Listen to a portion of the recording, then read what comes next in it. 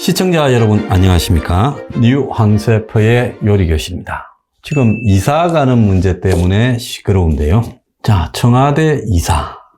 이사는 청와대 이사쯤 되면 국민의 축복과 과반수 이상의 찬성과 그리고 논리적으로 납득되는 명분 속에 이사하는 것이 좋다고 봅니다.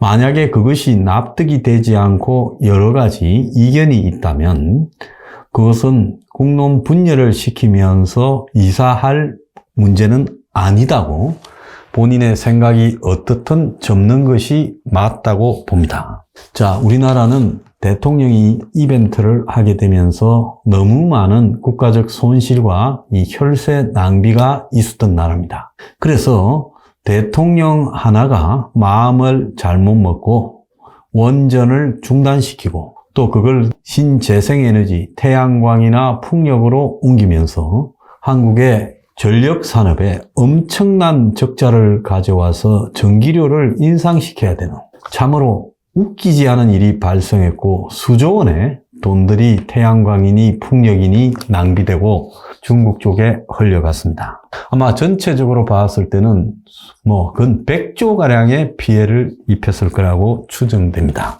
자, 이번에 이 청와대의 용산 국방부 이전 그리고 국방부 내부에 지금 현 국방부 자리 신청사에 청와대가 들어가고 구청사로 국방부가 옮겨가고 합참은 수방사로 가게 되는 그런 연쇄 이동이 있어야 되고 10여 개 부대가 또 옮겨야 되는 그런 일까지 있다고 합니다. 그래서 국방부 안에는 10군데로 이렇게 국방부에 들어있던 부서들이 분산되어서 대부분 흩어져야 된다. 이런 이야기까지 나오고 있습니다. 국방부 영내와 영외를 통틀어 10군데로 분산 이사하고 핵심 부서만 합창 건물로 가고 그 합창 건물에 지금 국방부가 다 들어갈 상황이 못 된다는 거예요. 자, 그런데 대통령 지금 들어온다고 집무실을, 신청사를 리모델링까지 해야 되잖아요. 비서하고 소통이 잘 되게 만든다. 그러면 그 리모델링 공사 기간도 한 보름이니 적어도 이달 말까지 이사를 마쳐야 된다는 겁니다. 그런데 이사 비용이 496억이라고 윤 당선인 측은 밝혔습니다. 자, 야당은 1조라고 이야기하고 또 정부 내에는 5천억 정도가 들 거다라고 말을 하고 있습니다. 자, 정부 소식통은 496억은 당장 청와대와 국방부를 이전하는 비용만 책정된 것이고 10군데로 쪼갠 국방부를 다른 한 곳으로 다시 모으려면 그리고 합참 등 여러 군 관련 시설을 연쇄 이동시키려면 비용이 총 5천억 이상 들어갈 거다. 그리고 국방부 내부에서는 전직 합참의장 11명이 지금 이사를 반대한다라고 의견서를 전달했고요. 윤 당선인 측에 심지어 오죽하면 군 안보를 소홀히 하는 그런 태도가 아니냐 이런 이야기까지 나오고 있습니다. 자, 그리고 대통령은 국방부 건물 안에 관저가 지금 하기가 불편하니까 거기에서 한 3에서 5분 거리에 있는 한남동의 육군참모총장 관저를 리모델링해서 쓴다고 지금 알려지고 있습니다. 그러면 3.2km의 거리를 지금 이동을 해야 되는 문제가 발생을 합니다. 자, 그래서 한남동의 대통령 관저에서 국방부까지 매일 출퇴근을 할 때 발생하는 교통 통제와 또 통신 재밍이라고 해서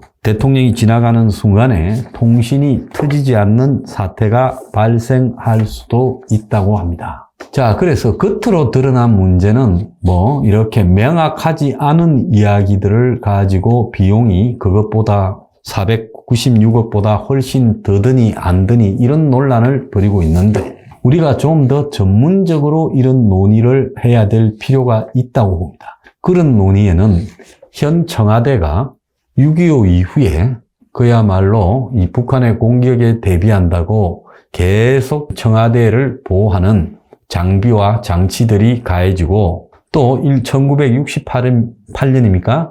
1.2.1 사태, 김신조의 습격 등을 갖다가 받았고 난 이후에 청와대 방비가 엄청 강화되었습니다. 자, 그래서 청와대는 우리가 알지 못하는 수준의 지금 3,000여 명이 항시 청와대를 지키는 그런 시스템 하에 단지 병사들이 그냥 총 들고 지키는 그런 수준을 넘어서 방공포대라든지 항공의 방해 장치라든지 이 갖가지 장비들이 청와대에 계속 투자되어 왔다는 겁니다. 근데 이것이 한 40년, 50년에 걸쳐서 60년에 걸쳐서 계속 누적되면서 비용이 지출되었기 때문에 그것이 크지 않은 것처럼 보이지만은 역대 거기에 투자된 모든 부분을 이제 해제하고 다시 용산을 중심으로 그걸 갖다가 하게 된다면 그 투자될 비용은 이루 말할 수 없다라는 겁니다. 오늘 한 분이 제보를 해보았습니다. 그 제보 내용을 한번 읽어드리겠습니다. 안녕하세요. 저는 수방사 방공단에서 전역한 학사장교 출신입니다. 자, 이것은 수방사, 수도방위사령부가 청와대를 지키지요. 그 청와대를 지키는 수방사에서 특히 방공단, 즉 육지에서 공중으로 날아오는 그런 공격 등을 대비하는 곳이 방공단이죠. 자, 윤 당선자가 청와대를 옮긴다며 기자회견을 하는 것을 보고 화가 나서 몇 자 올립니다. 어제 발표에는 400억대 정도라고 하는데 정말 무식하고 또 주변에 군 출신들이 있으면서도 말을 안 하던데 청와대 안 근무하는 군인들, 지상 및 방공 발칸 등 모든 화기 부대가 있고 청와대를 중심으로 반경 2km 둘레로 에드벌룬이 둘러져 비상시에 터지게 되어 있다는 겁니다. 그러니까 이 과거에 여러분 한번 기억을 하십니까? 이 과거에 청와대를 향해서 미식국의 무슨 비행기가, 수송기가 하나 그쪽으로 접근해 갔다. 그러면서 청와대 하늘에다가 이렇게 발칸 방공포를 쏴댔지요. 그 다음날 그렇게 발표했는데 어떤 사람들은 그것이 UFO였다. 뭐 이런 이야기까지도 하고 있습니다. 그래서 제가 어릴 때, 초등학교 다닐 때쯤 70년대 후반에 그때 청와대를 향해서 미확인 물체가 접근한다 해서 청와대 각종 방공포망이 가동이 되고 그런 어떤 이 유탄에 맞아서 그때 사람이 한 명 죽는 일까지도 발생했던 적이 있습니다. 그래서 우리가 생각하는 것보다는 어마어마하게 많은 장치들이 청와대 주변에 설치되어 있다는 겁니다. 자, 그래서 에드벌룬 말고도 청와대 밖에는 일단 경호원들이 있고 경호원들이 600여 명 있죠. 또 경호원들 뒤에는 수방사 30단이라고 부르는 일종의 여단이죠. 이것이 청와대를 둘러싸고 있고 또 30단 외곽에는 33단이 둘러싸고 있다는 겁니다. 그래서 지금 청와대에 이 방호가 이루어지고 있다는 겁니다. 그래서 청와대가 겉으로 보일 때는 여러분들이 눈으로 보면 가끔 뭐 사복 입은 사람들이나 제복 입은 그런 이 직원들이 일부만 보일 뿐이지만 실제로는 그 이면에 3,000여 명 이상이 지키고 있다. 이렇게 알려지고 있습니다. 그러면 이걸 대통령이 이제 청와대를 포기하고 용산으로 가게 되면 그대로 용산으로 이전해 가야 된다는 이런 시스템을요. 그리고 이제 대통령이 한남동에 육군참모총장 공간을 개조해서 25억인가 들어서 리모델링해서 거기 거주한다면 또 관저를 중심으로 또 지켜야 돼요. 그래서 지금은 청와대 안에서 먹고 자고 출근해서 일하고 하니까 청와대라는 테두리를 지키면 되지만은 이제는 국방부도 지키고 이동할 때도 지키고 관저도 지켜야 되는 불편한 문제가 있다는 겁니다. 그래서 용산을 중심으로 이동하게 되면 그 피해는 주변에 사는 국민들의 고도 제한, 사유권 침해와 또 방공부대의 건물 위에 재배치 등 시설에 드는 비용은 계산에 넣지 않더군요. 어제 발표는 단순히 이삿짐을 옮기는 시기던데 아마 아무리 적게 잡아도 이런 비용이 5천억 원 이상은 들 거라고 봅니다. 그리고 우면산 미사일 부대, 롯데 건물 등 시내 건물의 발칸 대공포 부대 이전 등 엄청나게 많이 지금 이동을 해야 되고 또 새로 올라가는 그런 건물 위에는 이런 방공포대가 올라가는 건물 위에는 개인 재산권 침해가 되는 겁니다. 그래서 지금도 서울의 높은 빌딩 옥상에 이런 게 있는데 자 이런 게 다 대통령이 옮기게 되면 새로 이동을 해야 되는 문제도 많이 발생한다는 거예요. 자, 저같이 소상인의 아픔 서민구제책은 하지 않고 하는 짓이 어린애 장난치듯 하니 화가 나네요. 결론은 다 표현 못해 답답합니다. 윤을 지지한 것은 이분도 윤석열 당선인을 투표를 했던 사람입니다. 부정부패 척결, 상식이 통하는 사회, 법치가 살아있는 그런 것들을 하라고 지지했는데 실망이 너무 크네요 하고 이야기를 했습니다. 자, 그래서 지금 옮겨가는 쪽에는 엄청난 이제 고도 제한 완화라든지 이익이 발생할 거고요. 청와대가 빠지면. 지금 청와대 근처는 몇 년 동안 건물을 제대로 리모델링도 못하고 또 올리지도 못하면서 아주 낮게 설정되어 있죠. 그래서 그 동네를 가면 한옥이나 낮은 건물들, 낡은 건물들만 있고 신축 건물이 있어도 아주 그냥 1, 2층으로 지은 신축 건물들만 있는 그런 상황이죠. 근데 이런 게 다 빠져나가 버리면 삼청동이나 이 서촌, 북촌 이런 동네들이 크게 뜨지 않겠습니까? 자, 이제 용산에는 그러면 어떻게 될 거냐?